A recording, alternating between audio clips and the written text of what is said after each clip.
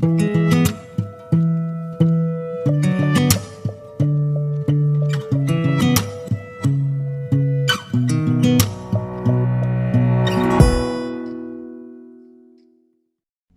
guys! Nandito po tayo ngayon sa Santa Rosa and pupunta po tayo sa school ni Rain. And since hindi po siya naka-uniform, kaya kailangan po namin mag-iwan ng ID, magpalista po dito sa Along Guard.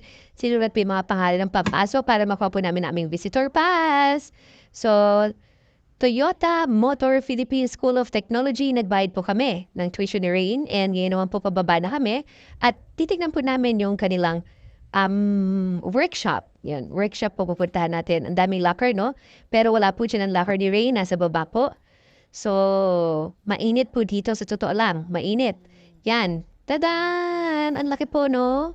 Ang laki na kanilang workshop.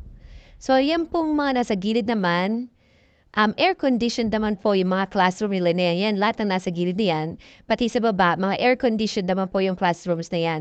Except nga po dito sa kanilang workshop, mainit po talaga. So lahat ng pinag-aaralan nila sa umaga, gagawin naman po nila dito sa hapon. So, theoretical sa umaga, and then sa hapon naman po ay ang kanilang practical. So, kagaya niya, nakikita niyo po kung ano po yung ginagawa ni Rain ngayon ng mga classmates po niya. Yan po yung lahat ng pinag-aralan nila noong umaga. And by the way, sa nagtatanong po, hindi po scholar si Rain sa Toyota. Nagbabayad po kami ng tuition as I have said kanina, di ba? Nagbayad po kami ng tuition. Kaya po nandiyan kami kanina sa Toyota. Pero meron po dyan iba na mga scholar po. So, how to apply? I don't know. Just visit their Facebook page.